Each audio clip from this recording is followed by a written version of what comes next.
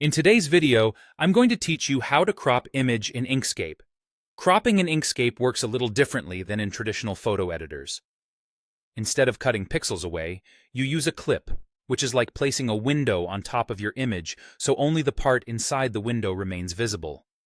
The best part is that this method is non-destructive, so you can always undo and try again if you need to fine-tune it.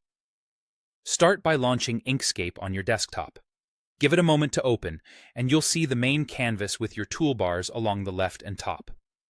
Next, open an existing document that already contains the image you want to crop.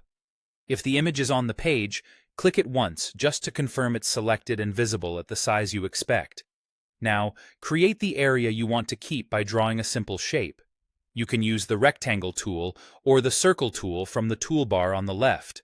Click and drag over the part of the image you want to preserve. Take your time here. Adjust the shape's size and position using the corner and side handles so it frames your subject precisely. A quick tip: hold the Control key while dragging to make a perfect square or circle, and zoom in if you need tighter control around edges. Don't worry about the shape's color or stroke. The clip uses the inside of the shape as the window. Once the shape is in place, switch to the Select tool by pressing S or clicking the arrow icon. Click your image to select it, then hold Shift and click your shape so both are selected at the same time. You should see selection handles around them. Because you just drew the shape, it's usually already above the image in the stacking order, which is exactly what we want for clipping. Go to the top menu and choose Object.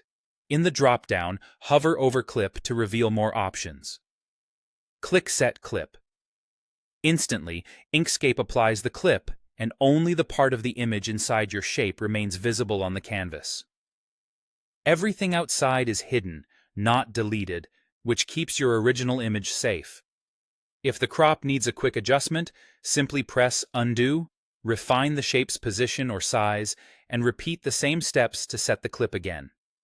This workflow gives you clean, precise results and keeps your design flexible. And that's it.